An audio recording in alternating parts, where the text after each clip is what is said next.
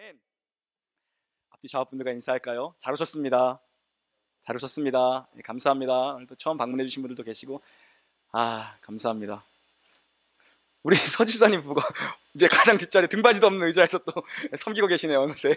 예, 원래 개척교회는 그냥 등록하면 바로 그냥 새 가족 없어요. 그런 거 없잖아요. 그 매력이죠. 유동성 있고 매력이죠. 오늘 우리가 읽은 본문은요, 하나님 나라가 어떤 것인가를 설명하는 이 천국 비유장입니다. 마태복음 13장 전체는 하나님 나라를 비유로 우리 설명하고 있는 그 천국 비유장인데요, 많은 그 비유들이 등장해서 하나님 나라를 소개해요. 오늘은 겨자씨 비유와 이 누룩 비유를 연결해서 좀 여러분과 함께 말씀을 상고하려고 하는데요, 주님께서 먼저 천국은 마치 어떤 사람이 자기 밭에 심겨놓은 겨자씨 하나를 같다라고 얘기합니다. 여기서 우리가 알다시피 겨자씨가 의미하는 것, 보잘것 없고 작은 것, 미미한 것, 눈에 보이지 않는 것, 어찌 보면 하찮은 것이죠. 어떤 그 주석을 보니까요, 이런 건 누가 이렇게 연구하고 이렇게 하는지 모르겠는데, 겨자씨 700개를 모으면 1g이라고 합니다. 700개에서 750개가 1g이래요. 이런 것도 하는 분들이 있어서 참 저희 같은 분들이 더 편하게 이렇게 메시지를 전해요. 그런데 이어지는 말씀을 보면요, 그것이 자란 후에는 풀보다 커서 나무가 되매 공중의 새들이 와서 깃들 정도로, 새들이 와서 쉴 정도로 큰 나무를 이룬다라고 합니다. 이 그 700개의 그 겨자씨, 보이지도 않는 알갱이가 모여 1g 되는데, 그거 한 알갱이가 심겨지면 3m 이상, 3m에서 4m까지 자라는 그 나무가 그 장성하게 자란다라고 합니다. 그러니까 겨자씨 기운은 너무나 작아서 사람의 육안으로 보이지 않을 정도로 미미하고 뭔가 기대할 수 없는 것 같이 하찮아 보이지만, 결국에는 새들이 와서 깃들일 정도로 풍성한 나무를 이룬다, 이 얘기고요. 누룩비유도 마찬가지예요. 천국은 마치 여자가 가루 서말 속에 갖다 넣어 전부 부풀게 한 누룩과 같다라고 말씀하고 있죠. 가루 서말은 약 40리터입니다. 그 빵집에서나 사용할 만한 양이죠. 가정집에서 이만큼 빵을 밀가루를 쓰시는 분은 없을 거예요. 그 안에 밀가루를 부풀게 하기 위해서 이스트가 들어가야, 누룩이 들어가야 되는데, 엄청난 양, 40m 양의 이 밀가루를 이 보이지 않는, 그 가운데 묻혀서 보이지 않는 누룩이 부풀게 한다는 것입니다. 그래서 약 100인분 이상의 빵을 만들어낸다, 이런 내용이에요. 누룩 비유도 겨자씨 비유와 같습니다. 마찬가지입니다. 현실적으로 보잘것없고 눈에 보이지 않지만 결국 그 목적을 이루기에 부족함 없이 풍성한 결론이 주어진다라는 것이 이 두 비유의 이야기입니다. 정리해보면 두 비유는 사람들이 주목하지 않는 것, 사람들이 하찮게 여기는 것, 그런 시작입니다. 미미한 시작, 하찮아 보이는 시작, 세상이 주목하지 않고 사람들이 주목하지 않는 시작. 그런데 누구도 기대하지 않고 누구도 상상하지 않았던 그런 결과, 부족함이 없고 풍성한 결과가 주어진다. 이 미미한 시작과 풍성한 결론이라는 이 대조를 이루고 있는 것이 이 비유의 강조점이죠. 겨자씨나 밀가루나 이 겨자씨 한 알이나 밀가루에 들어가 있는 이 누룩이나 보이지 않는 미미한 것이라는 것입니다. 그런데 이 미미한 시작이 상상할 수 없는 풍성한, 부족함 없는 결론을 가지고 온다라는 것이죠. 또 한 가지 이 두 비유에서 찾아볼 수 있는 공통점이 있는데요, 겨자씨도 그렇고 누룩도 그렇고, 겨자씨는 밭에다 갖다 심은 사람이 있다라는 것, 그리고 누룩은 그 밀가루 서말 속에 그 누룩을 갖다 넣은 사람이 있다라는 것, 갖다 심은 사람, 갖다 넣은 사람, 갖다 심은 사람이 있다라는 것입니다. 공통점은요, 하나님 나라가 이렇다라는 거예요. 갖다 심은 자가 있다라는 것입니다. 미비한 시작과 풍성한 결말, 그리고 갖다 심은 자가 있고 자라나서 열매를 맺게 된다, 이거죠. 오늘 본문을 통해서 함께 상고하고자 하는 내용은요, 하나님 나라는 어떤 곳인가, 그리고 하나님 나라 백성의 삶의 태도는 어떠해야 하는가에 중점을 두고 말씀을 상고하고자 합니다. 하나님 나라에는 크기에 있지 않습니다, 여러분. 미비합니다. 둘 다 보이지 않습니다. 하나님 나라는 크기에 있지 않고 생명에 있다는 거예요. 생명이에요. 첫 번째 공통점이 무엇이었어요? 둘 다 미비하게 미약하게 출발했지만 둘 다 생명을 소유했고 그 생명의 결과는 풍성했다는 것입니다. 그게 핵심이에요. 생명이 있느냐 생명이 없느냐가 핵심입니다, 여러분. 그게 본질입니다. 생명이 있으면 잘하는 거죠. 교회는 그거 붙잡는 거예요. 본질 붙잡는 거죠. 생명 붙잡는 거예요. 뭡니까? 복음이죠. 예수 그리스도 붙잡아야 된다는 것입니다. 그게 있으면 잘하는 거예요. 복음이 없으면 다 망하는 거예요. 다 망하는 거죠. 생명이 있으면 반드시 자랍니다. 저희 아들 주환이가 태어날 때 3.3kg로 태어났어요. 그런데 지금 8kg에 가까워졌습니다. 몸무게가 4개월 만에 8kg에 가까워졌어요. 얼마 전에 우리 주환이 동창회가 열렸어요. 예. 여성병원 뭐죠? 출산 산후조리원 산후조리원 동창회 동문회 그 친구들 고날 쫄록 태어난 애들 출산할 때도 거기 같이 앉아서 뭐 공 타고 이러고 있다가 같은 그 조리원에 간 거죠. 그 동문회가 열렸는데 저희 아들이 제일 크대요. 그 중에서 키가 다른 애들도 다 컸어요. 뭐죠? 생명이 있는 건 반드시 자란다라는 거예요. 애들이 다 무럭무럭 잘 자라고 있다는 것입니다. 생명은 예수 안에 있습니다, 여러분. 예수의 생명이 없으면 말짱 꽝입니다. 다 꽝이에요. 다 죽는 거예요, 여러분. 교회는 예수의 생명을 심는 곳이고 교회의 생명은 예수 그리스도의 복음입니다. 그거 붙잡으면 사는 거예요. 저랑 여러분 다 같이 사는 거예요. 우리가 그거 놓치면 다 같이 죽는 거예요, 여러분. 교회는 그거 붙잡아야 살아요. 왜 그렇습니까? 예수 안에만 생명이 있기 때문입니다. 예수 밖에는 생명이 없어요. 물고기는 물에 있어야 살아요. 요한일서 5장 12절에 말씀합니다. 아들이 있는 자에게는 생명이 있고 하나님의 아들이 없는 자에게는 생명이 없느니라 라고 얘기해요. 요한 사도가 얘기하죠. 여러분 안에 예수 그리스도의 생명이 있다면, 복음이 있다면 여러분의 잘남 혹은 여러분의 못남, 여러분의 성공, 여러분의 실패 상관없이 여러분은 궁극적으로 승리한 자들이라는 것입니다. 나의 못남과 나의 잘남과 나의 어떠함은 상관없어요. 여러분 안에 예수만 있으면 끝에서 보면 여러분은 승리한 사람들이라는 거예요. 왜냐하면 생명을 소유하고 있기 때문이에요. 생명을요. 교회가 그런 곳이죠. 크냐 적냐의 문제가 아니고 좋고 나쁨의 문제도 아니에요. 많고 적음의 문제도 아니에요, 여러분. 그 안에 생명력이 있느냐, 겨자씨만한 생명력이 있느냐, 그것이 교회가 사활을 걸어야 될 문제입니다, 여러분. 이 생명이 있으면 우리는 반드시 승리해요. 여러분랑 저랑 다 같이 우리 공동체는 승리하는 거예요. 근데 이 생명을 놓치면 다 같이 죽는 거예요, 여러분. 다 같이 실패하는 거예요. 교회의 사명은 이 복음의 생명줄을 붙잡는 것입니다. 본질은 생명에 있다는 것입니다, 여러분. 네? 좋고 나쁨의 문제가 아니고 많고 적음의 문제가 아니에요. 생명이 있느냐, 그 안에 생명이 있느냐, 그거 붙잡으면 되는 거예요, 여러분. 그거 붙잡으면 승리해요, 여러분요. 우리 모두 미약한 존재들입니다. 약해요, 연약해요.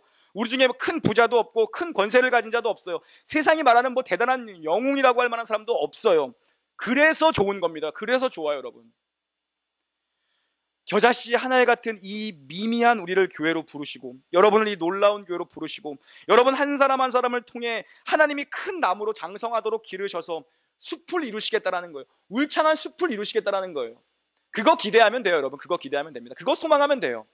우리 겨자씨 같이 작은 존재들이지만, 쓸모없어 보이는 존재들이지만, 아무도 우리한테 주목하지 않지만 하나님이 어떤 일을 이루실까 소망하라는 것입니다, 여러분. 두 비유를요 자세히 들여다보면 한 가지 공통점이 또 있어요. 뭐죠? 겨자씨도 그렇고 누룩도 그렇고 갖다 심은 사람, 갖다 넣은 사람이 있다라고 말씀드렸죠. 밭에다가 겨자씨 하나를 심기운 사람, 그리고 누룩을 밀가루 반죽에 넣은 사람이 있어요. 교회는 이 생명을 계속 심어야 된다는 거예요. 계속 이 생명을 전해야 한다는 거예요. 계속 이 생명을 뿌려야 한다는 것입니다. 하나님 말씀은 살아있죠. 운동력이 있죠. 활력이 있죠. 좌우의 날선 검과 같은 것이 하나님의 말씀이고 복음입니다. 복음은 무기력하지 않아요. 복음은 죽지 않았어요. 복음은 생명력이 있습니다, 여러분. 계속 심으라는 겁니다. 계속 뿌리라는 거예요. 아무리 작은 겨자씨라도 그거 뿌려야죠. 뿌려야 한다는 것입니다. 나는 심었고 아볼로는 물을 주었을 때 자라나게 하시는 이는 오직 하나님이시니 라고 사도 바울이 얘기합니다. 예? 뭐죠? 나 아무것도 아니요. 아볼로 그 친구는 누구요? 그 친구도 아무것도 아니요. 우리는 아무것도 아닌 주인이 시키는 대로 하는 그냥 종입니다. 이 얘기하는 겁니다. 심으라고 해서 심었고 물 주라고 해서 물 줬더니 하나님이 그거 자라나게 하시더라. 그 말씀입니다, 여러분. 자라나는 건 내가 책임질 수 있는 일 아니고 내가 할 수 있는 영역이 아니니 하나님이 책임지신다. 씨를 뿌릴 때에 나지 아니할까 염려하지 말고 뿌리라는 것입니다. 하나님이 자라게 하신다는 겁니다. 근데 우리는 어떻죠? 너무 염려가 많습니다. 걱정이 더 앞설 때가 많아요. 뿌리기도 전에 뿌려보지도 않고 나지 아니할까 염려부터 하죠. 거절당할까 염려부터 하죠. 내가 무슨 복음을 전하겠어? 내가 이 꼴을 해서 무슨 복음이야? 아유, 나나 하나 그냥 뭐 믿음 건사하고 천국 갔으면 좋겠네. 개척교회가 무슨 선교를 해? 에? 무슨 그런 걸 감당하겠어? 그렇지 않아요, 여러분. 그렇지 않습니다. 겨자씨만한 믿음만 있으면 돼요. 겨자씨만한 믿음만 있으면 돼요. 겨자씨 한 알만한 믿음만 있으면 그 믿음이 산을 옮길 만한 믿음이 된다는 것입니다. 여러분 심령에 그 겨자씨만한 믿음만 있으면 이 산을 명하여 저리로 옮길 수 있는 그 믿음으로 자라나게 하시겠다는 것입니다. 전 여러분 이번에 러시아 가는 거요, 기대가 돼요. 상당히 기대가 돼요. 처음엔 사실 그렇게 기대하지 않았어요. 근데 이게 기도할수록 기대가 돼요.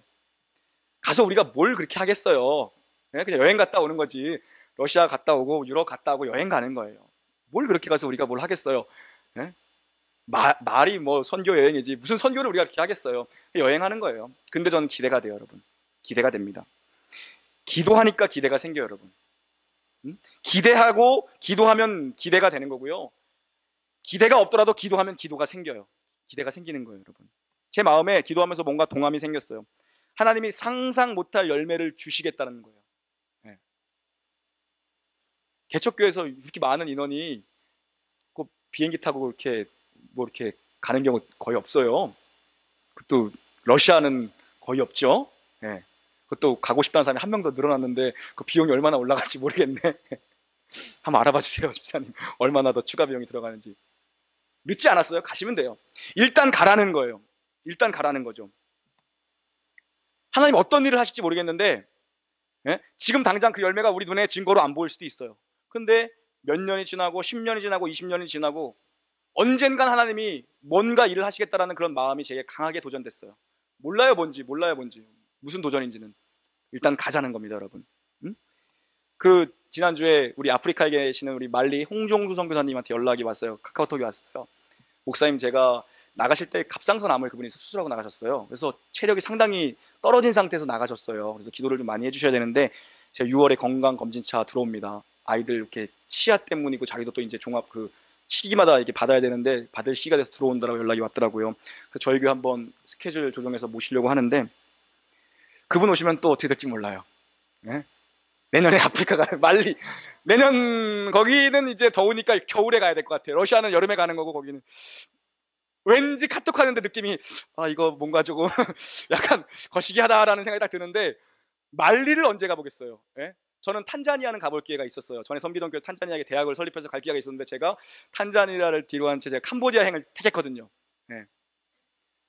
아프리카를 못 가봤죠, 그때 몇 년 전에. 예, 근데 왠지 또 그런 느낌이 조금씩 드니까 기도해 주시기 바랍니다. 예. 뭐죠? 일단 실행하는 게 중요해요. 일단 해보는 거죠, 여러분. 해보는 거죠. 나와서 기도를 하든지, 나와서 전도를 하든지, 정말 생명 걸고 해야 될 일 있으면 금식을 하든지, 선교를 하든지, 뭘 하든지 일단 심어보라는 거예요. 심어보라는 거죠, 일단은요. 누룩이 들어가면 밀가루가 변화되고, 겨자씨를 심어 놓으면 그 겨자씨가 3m가 자라는 것을 봐라. 믿음만 있으면, 믿음 가지고 해보라는 것입니다. 믿음 가지고, 여러분. 여러분이 겨자씨 비유와 이 누룩 비유에 감춰져 있는 진짜 큰 은혜가 있어요. 정말 큰 은혜가 있는데, 하나님 보이지 않는 곳에서 말없이 일하고 계시더라는 것입니다. 하나님 일하고 계셨더라는 것입니다. 하나님이 자라나게 하셨더라는 거죠. 우리 눈에 확인할 수 있는 증거가 안 보일 수도 있고, 안 보일 때도 있고, 미미해 보일 수도 있고, 열매가 너무 더딘 것 같아 보일 수도 있습니다. 그러나 확실한 건, 변하지 않는 건 하나님 지금도 말없이 일하고 계신다는 거예요. 불가능해 보이는 상황에서 하나님 일하고 계시고, 우리가 예상할 수 있는 방법이 아니라, 방식이 아니라 예상치 못한 방식으로 일할 때가 많죠. 결국 주님께서 오실 때 확연하게 하나님께서 일하신 성취와 결과를 여러분은 보게 될 것입니다. 하나님 나라가 임했을 때 그때 보게 될 것이에요. 하나님이 나를 왜 그 길로 인도하셨는지, 하나님이 나를 왜 이 교회로 인도하셨는지 다 보게 될 것입니다. 신자가 무엇입니까? 믿는 자예요. 믿는 자. 신자는 믿음으로 행하는 사람들이지 보는 것으로 행하는 사람들이 아니라는 것입니다. 사도 바울이 고린도후서에서 이렇게 고백합니다. 5장 7절에 우리가 믿음으로 행하고 보는 것으로 행하지 아니한다. 무슨 말입니까? 내가 믿음으로 행했지 눈에 보이는 것 따라 살지 않았다는 것입니다. 보이지 않는 믿음을 붙잡고 소망하며 하나님 나라 보며 내가 살았지 눈에 보이는 유익 따라 살지 않았다는 것입니다. 보이는 것을 왕 삼고 살지 않았다. 보이지 않는 하나님을 왕 삼고 살았다는 것이 사도 바울의 고백이에요. 아브라함으로 한번 가볼까요? 하나님께서 아브라함에게 독자 이삭을 바치라고 명하시죠. 이것을 통해서 우리가 볼 수 있는 믿음의 원리가 무엇입니까? 우리에게 주는 영적인 도전이 뭐예요? 아브라함 인간적으로 불가능한 상황에서 이삭을 얻었어요. 100세에 얻었어요. 여러분, 이왕 주실 거면 빨리 주시면 되는 거고 약속하셨으면 좀 주시면 되지. 너무 오래 질질 끄셨어요. 하나님이. 그리고 100세에 주셨어요. 약속하시고 십수년이 지나서야 아들을 주셨어요. 여러분요, 왜 그러시는 거죠? 아브라함에게 하나님이 믿음의 조상으로서 가르쳐 주셨던 레슨이 있었어요. 뭡니까? 하나님 불가능 없는 분이다. 하나님 없는 거에서 있는 거를 만드신 분이다. 하나님 무에서 유를 가능하게 하시는 분이 네가 믿는 하나님이다. 그거 가르쳐 주셔야 됐어요. 그 정도는 알아야지 믿음의 조상 되는 거 아닙니까, 여러분? 그거 알아야지, 그거 경험해야지 우리가 믿음의 사람 되는 거 아니에요? 그런 거 경험해야지 우리가 흔들리지 않는 거 아니에요? 배웠어요. 배웠으면 행동해야죠. 순종해야죠. 100세에 얻은 아들을 내놓으랍니다. 줬다가 빼앗는 건 뭡니까? 주시지나 말든가. 아브라함 알았어요. 그 아들을 바치면 하나님의 모든 약속이 무너져 버린다는 걸 알았습니다. 왜? 하나님이 그렇게 아브라함에게 약속했잖아요. 저 하늘의 무뼈를 봐라. 내가 너의 후손들을 저와 같이 할 것이다. 약속의 땅을 너에게 기업으로 주겠다. 근데 약속의 아들인 이삭이 없어져 버리면 그 후손들이 어디서 납니까? 아브라함 알았어요. 이삭을 드리면 모든 언약이 실패해 버린다는 걸. 근데도 드립니다. 근데도 순종하죠. 왜죠? 배운 게 있으니까. 하나님 없는 데서 있게 하시는 분임을 그가 배웠기 때문입니다. 그래서 순종할 수 있었던 거예요. 무에서 유를 만들어내시는 분이 하나님이시구나. 내가 그 하나님만 따라가면 되겠구나. 시키는 대로 하면 되겠구나. 그걸 배운 거죠. 우리의 불신앙이라는 것은, 우리의 죄악된 본성이라는 것은 무엇을 원합니까? 눈에 보이는 것을 원합니다. 늘 눈에 보이는 어떤 것을 꼭 확인해야 우리는 직성이 풀려요.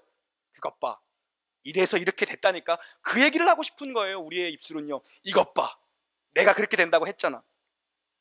자기에게 뭔가 어떤 가능성, 원인이 있어서 결과가 주어진다는 것을 증명하고 싶어 해요. 그런데 하나님, 그게 불가능한, 그 얘기 못하도록, 고입방정 못 떨도록, 그거 설명이 불가능한 자리로 우리를 인도하실 때가 많다라는 것입니다. 하나님이 아니면 결코 일어설 수 없는 자리로 우리를 몰고 가실 때가 있어요. 그게 하나님이 일하시는 원리입니다. 그것이 하나님이 사람에게 믿음을 만들어 주시는 원리예요. 그래서 믿음은 보이지 않는 것들의 증거라고 하는 것입니다. 지금 볼 수 없는 것들에 대해서 지금 확신을 갖게 하는 거예요. 그게 믿음이죠. 볼 수 있는 건 누구는 안 믿습니까, 여러분? 다 믿죠. 보이지 않는 것들의 증거입니다. 보이지 않는 것을 보는 것처럼 믿는 것이 믿음이죠. 모세 얘기 한번 해볼까요? 모세는 어때요, 여러분요? 그가 자기가 가능하다라고 생각했던 나이가 있었을 거예요. 40세였을 겁니다. 40세의 뜻을 이루지 못합니다. 뜻을 이루지 못해요. 그 혈기왕성할 때의 뜻을 이루지 못하고 도망자가 돼버린 게 모세의 인생입니다. 80대가 되어 모든 것을 포기하고, 모세도 포기하고, 이스라엘 백성도 모세가 누구인지도 기억 못하고, 애굽의 왕자도 아니고 미디안 강에서 양치는 목자로 늙어가고 있을 때, 자기 양도 아니야, 장인의 양치는 목자로 늙어가고 있을 때, 비로소 하나님이 모세를 부르시고 역사의 한가운데 모세를 갖다 넣으십니다. 누구도 광야의 모세도 기대하지 않았습니다. 자기가 이 늙음하게 쓰임받을 것이라고는요. 우리는 궁금하죠. 대체 40년 동안 하나님 뭐 하셨던 건가? 우리는 그렇게 원망을 해요. 하나님은 대체 내 고통 가운데서 뭐 하시는 건가? 그렇게 얘기를 하고 싶어 합니다. 답은 이겁니다. 하나님 그때도 일하고 계셨다. 광야에서 모세를 만들고 계셨고, 이스라엘이 하나님을 찾는 신음의 소리가 들리도록 애굽에서도 하나님이 일하고 계셨다는 것입니다. 하나님 쉬지 않고 일하고 계셨다. 이게 답이에요, 여러분. 그러면 또 물어봅니다. 그럼 이전에 모세의 삶의 80세 이전의 삶은 헛된 삶이었습니까? 아니죠. 하나님 80년 동안 모세를 만드셨습니다. 젊어 40년은 애굽 왕자에서 최고의 엘리트 교육을 받게 하시며 애굽의 모든 문화를 받게 하시며 기르셨고, 40년은 인생의 가장 바닥에서 모세를 만드셨습니다. 하늘과 지옥을 경험하게 하시면서 모세를 만드셨어요. 그래야 모세가 그 200만 대군을 이끌고 오지 않겠습니까, 여러분? 그러한 시간이 없었다면 모세가 그 사람들 어떻게 끌고 왔겠습니까, 여러분? 모세도 포기하고 남을 만한 그 시간에 이스라엘 백성이 하나님 아니면 안 된다라고 부르짖던 그 시간, 하나님 그때 말없이 일하고 계셨던 것입니다. 말없이요. 예수님께서 처녀 동정녀 마리아의 몸을 통해서 이 땅에 오신 것을 생각해 보세요. 하나님 인간이 불가능하다고 생각하는 자리에서 일하셨다라는 증거죠. 인간의 판단과 생각과 논리로 그게 가능합니까? 설명이 가능하지 않아요. 하나님 인간이 예상하고 예측할 수 없는 것을 보여주는 놀라운 사건으로 예수님을 이 땅에 보내셨죠. 불가능함이 하나님께는 가능함이고 죽음이 하나님께는 생명이 되었습니다. 탄생뿐만 아니라 예수님의 죽으심을 보십시오. 제자들도 도망합니다. 모두가 흩어져요. 무기력한 인간 손에 예수 자기의 선생이 죽었다라고 제자들도 뿔뿔이 흩어집니다. 모두가 절망했어요. 그런데 하나님께서 독생자 예수 그리스도를 십자가에 못 박으시고 그것의 모든 율법의 저주를 그에게 감당케 하시고 그를 죽음으로 내모시고 그를 다시 살리심으로 하나님 나라를 성취하시는 역사를 이루셨다라는 것입니다. 하나님의 방법이죠. 아무것도 보이지 않습니다. 모든 것이 하나님의 말씀과 역행하는 것처럼 보일 때도 있습니다. 그러나 그때 하나님 가장 놀랍게 일하고 계셨다는 것입니다. 당신의 아들을 죽이심으로써 자기 백성을 구원하는 그 일을 하나님 십자가에서 하셨다는 것이죠. 이게 복음이죠. 사랑하는 여러분, 여러분의 환경 가운데에 너무나 간절한 것들이 있습니까? 그런데 아무 일도 일어나지 않는 것처럼 보일 때 그때 기억하십시오. 하나님 지금도 일하고 계시는 분이다라는 것을. 불가능해 보이는 상황 속에서 예상치 못한 방식으로 일하시는 분이 하나님입니다. 그 하나님의 나라가 이 겨자씨 하나를 통해서 궁극적으로 세워지고 하나님의 백성은 반드시 승리할 겁니다. 교회는 반드시 승리할 겁니다. 진짜만 남게 될 것입니다, 여러분. 믿음을 가졌다고 하지만, 믿는다고 하지만 열매가 너무 미비해서 눈에 띄지 않아서 실망할 때 있습니다. 그때 겨자씨와 누룩 비유 뭐라고 가르칩니까? 오늘 이 말씀이 뭐라고 가르칩니까?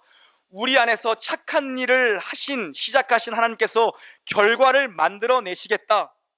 사도 바울 얘기합니다. 빌립보서에서 너희 안에서 착한 일을 시작하신 이가 그리스도 예수의 날까지 이루실 줄을 우리는 확신하노라. 그렇게 얘기합니다. 겨자씨 가지고 시작하신 하나님이 울창한 숲을 만드시겠다는 것입니다. 그것을 확신하는 것이 소망이고 믿음이죠. 그래서 여러분 환경 보고 처지 보고 여러분 실력 보고 미약하다고 절망하지 않아도 됩니다. 여러분. 왜요? 그것 가지고도 하나님 일하고 계시기 때문에요. 실망하지 마세요. 처지나 환경 보고요. 안 된다라고 실망하지 마세요. 여러분. 절망하지 마세요. 고린도후서 4장 7절을 보면 우리가 이 보배를 질그릇에 가졌으니 이는 심히 큰 능력은 하나님께 있고 우리에게 있지 아니함을 알게 하려 함이니라 라고 얘기합니다.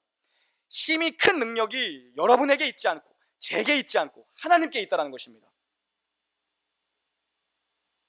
미약함을 바라보며 절망하는 사람들은 뭐죠? 나를 보고 있다는 것입니다. 나를 보고 있다는 것입니다. 불신이죠. 하나님을 안 보는 거죠. 믿는다고 하지만 안 믿는 거죠. 나를 보면 절망입니다. 하나님을 보면 소망이죠. 성경의 위대한 사람들을 여러분 한번 보세요. 자기를 볼 때는 그들도 절망했습니다. 절망했어요. 아브라함, 모세, 엘리야 다 마찬가지였어요. 하나님 볼 때 승리했는데 자기 보면 절망합니다. 엘리야가 여러분 어떻습니까? 그 바알과 아세라, 그 영적인 전투에서 하늘에 불을 내렸던 사람입니다. 그의 기도에 하늘문이 닫히기도 하고 하늘의 문이 열려서 비가 내리기도 했던 사람이, 그런 영적인 사람이 엘리야예요. 그런데 이세벨이라는 여자 한마디에 로뎀나무로 숨어버립니다. 그리고 죽기를 구합니다. 인간이 그렇게 연약합니다. 자기 보니까 절망해요. 자기 보니까 숨는 거예요. 하나님 봐야 승리하는 겁니다, 여러분. 하나님 봐야. 자꾸 나한테 없는 것, 내가 갖지 못한 것, 이런 거 가지고 불평하고 남 원망하고 그러지 말라는 것입니다. 있는 거 가지고 승리하면 됩니다. 있는 거 붙잡으라면 뭐가 있어요? 우리에게 믿음이 있습니다. 믿음 가지고 예수의 생명이 있으면 그거 붙잡고 승리하라는 것이에요. 생명 붙잡고 십자가 붙잡고 승리하면 된다는 것입니다. 소망 붙잡고 승리하라는 거예요. 이게 신자의 소망 아닙니까? 환경은 다 달라요, 여러분. 기도 제목 다 달라요. 공통점 하나, 예수 믿는 것. 그 예수님 붙잡고 승리하면 돼요. 여러분이 여러분 자리에서 믿음으로 승리하면 우리 교회가 승리하는 겁니다, 여러분. 예수님 모시고 산다고 하면서 절망하면 되겠습니까? 그 예수님 십자가에 다시 못 박는 거죠. 나는 겨자씨처럼 작아도 괜찮습니다. 더 작아도 괜찮아요. 내 안에 주님만 크시면 됩니다. 하나님만 크시면 돼요. 바랄 수 없는 중에 바라는 믿음의 자리로 우리를 초대하는 것입니다, 여러분. 여러분께 마지막으로 도전합니다. 이 세상 속에서 하나님 살아계신 증거가 보이지 않는 것 같을지라도 눈에 보이지 않는 작은 겨자씨 하나가 나무를 이룬다라는 이 말씀 붙잡으시고, 나무 하나하나가 큰 숲을 이룬다는 이 말씀 붙잡으시고, 밀가루 속에 감추어져서 보이지 않는 누룩이 다 밀가루를 부풀어 오르게 해서 하나님 나라가 온전하게 성취되는 일을 보여주는 이 말씀을 붙잡고 이 소망을 가지고 살라는 그 신자의 부르심에 응답하시기 바랍니다. 모두 약합니다. 겨자씨 같아요. 눈에 잘 보이지도 않아요. 주목하지도 않아요. 놀라운 게 주목하지도 않아요. 괜찮아요, 여러분. 세상이 알아봐주지 않아도 괜찮습니다. 하나님 보잘것없어 보이는 우리 안에서 지금도 일하고 계시고, 나는 작지만 하나님 큰 분이다, 이것만 여러분이 붙잡으면 됩니다, 여러분. 작은 우리의 섬김과 헌신 가지고도 하나님 일하고 계시다라는 것입니다, 여러분. 네? 그 열매는 무엇이냐? 새들이 와서 깃들여 쉼을 얻는 울창한 숲이 될 것이고, 그 열매는 무엇이냐? 수많은 사람들을 먹여 살리는 생명의 빵을 나누는 교회가 될 것입니다. 지금은 미비하지만, 겨자씨 같지만 하나님 이 놀라운 교회 가지고 큰 숲을 이루실, 생명의 빵을 넉넉히 공급하실 그 믿음과 소망 가지고 승리하는 저와 여러분의 복된 삶 되시기를 주님의 이름으로 축원합니다. 아멘.